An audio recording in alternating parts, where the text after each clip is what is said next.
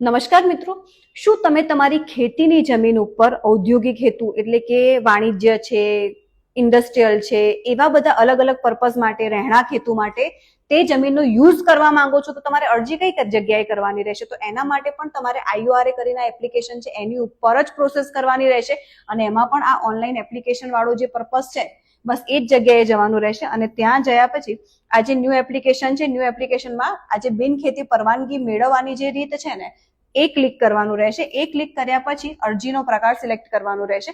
એમાં કલમ 65 અન્વયે બિન ખેતી પરવાનગી મેળવે એવી રીતે જે અલગ અલગ રીતો છે કે તમારું જે કલમ 65(બ) મુજબ ખરેખર ઔદ્યોગિક હેતુ માટે પરવાનગી માટેની અરજી, આવી બધી જે એપ્લિકેશન છે એમાં તમારે તમારું એ જે તે તમને લાગતો વળગતો હેતુ છે એ સિલેક્ટ કરી mobile number, email ID, OTP નાખી અને સબમિટ કરવાની રહેશે। જે ડોક્યુમેન્ટ્સ માંગ્યા છે એ પણ સબમિટ કરવાના રહેશે।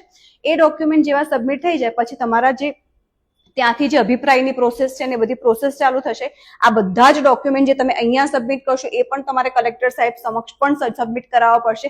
એ આખી પ્રોસેસ કમ્પ્લીટ થઈ જાય પછી જો યોગ્ય પુરાવા હશે, યોગ્ય રેકોર્ડ હશે તો તમારી જમીન બિનખેતીમાં પરિવર્તિત થઈ જશે। આવી અગત્યની માહિતી માટે અમને ફોલો કરવાનું ચૂકતા નહીં। જય ભારત, જય ગુજરાત।